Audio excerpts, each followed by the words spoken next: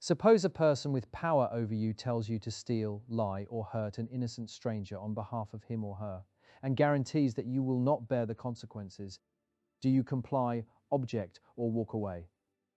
If you put this question to most people, they are convinced they would never commit a harmful act, simply because someone in charge said so, even with a promise of no personal blame.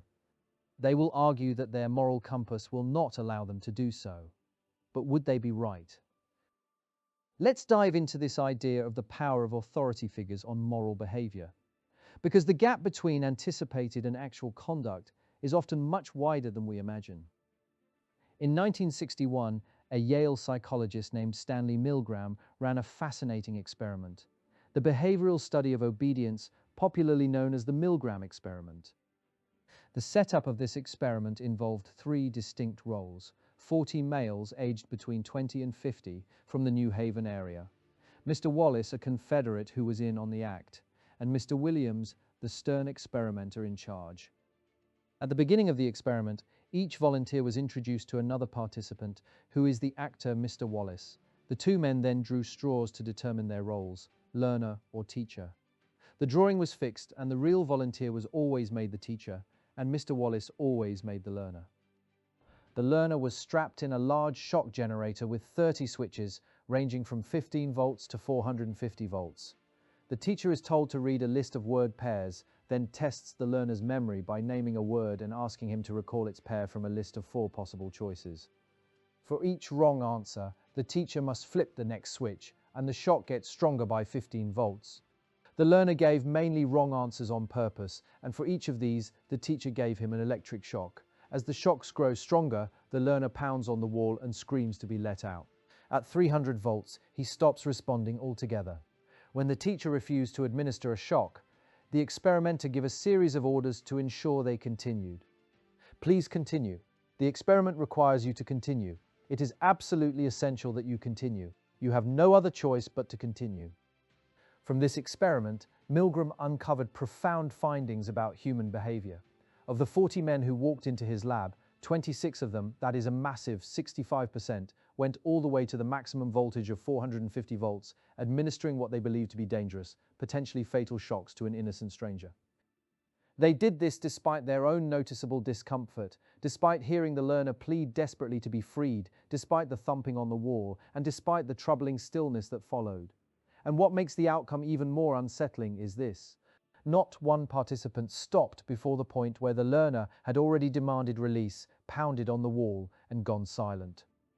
Milgram concluded that ordinary people are likely to follow orders given by an authority figure, even to the extent of killing an innocent human being. People tend to obey orders from others if they recognize their authority as morally right or legally based. Obedience to authority, he believed, is ingrained in us all from the way we are brought up. This led Milgram to develop his agency theory, the framework he created to explain why ordinary people obeyed so easily in his experiment.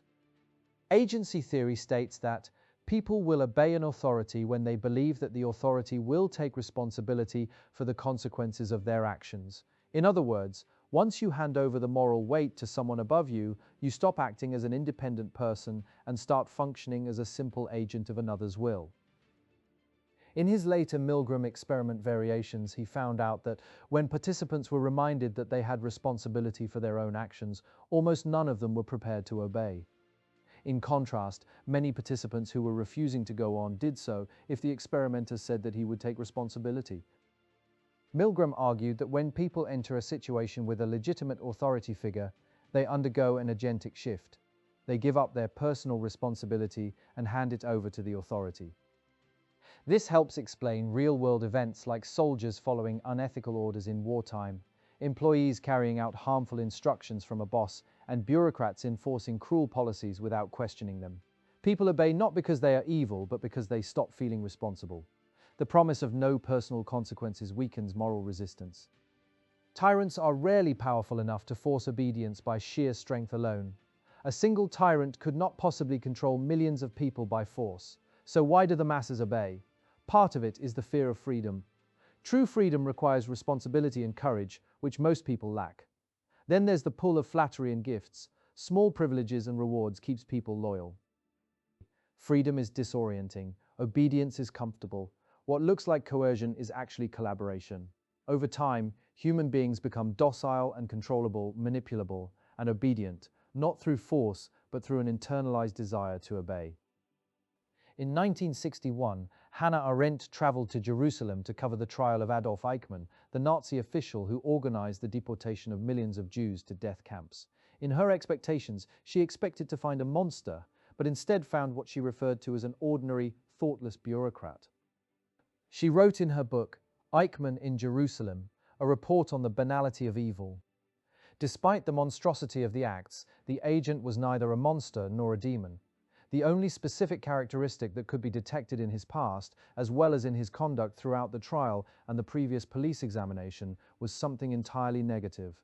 It was not stupidity, but a curious and authentic inability to think. Arendt challenged the very concept of obedience in moral and political matters. She argued there is no such thing as obedience in political and moral matters. For Arendt, the only defense against obedience to evil is thinking. But thinking for her is not about intelligence. Thinking is the internal dialogue between the self and itself, the ability to imagine how your actions look to another person, to question your own assumptions, to refuse to accept the given. When you stop thinking, you become capable of anything. J.R. Eliot, in his book Character, wrote, "If we want people to resist authority when authority commands evil, we must train them deliberately and repeatedly to do so. We cannot rely on good character as a vague, untested possession."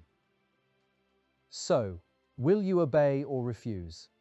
It depends on the situation and on your training. If you have never practiced resistance, if you have never been in a situation where authority asks something wrong, if you have never developed the specific skill of saying no, you will probably obey. The promise of no consequences removes one barrier, but the deeper barrier is the lack of practiced reliable resistance.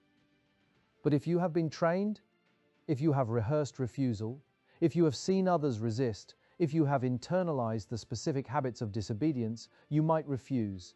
Character is real, but it is fragile and situation-specific. Thanks for watching, and if this is your first time here, know that your subscription means a lot, so go ahead and hit that subscribe button.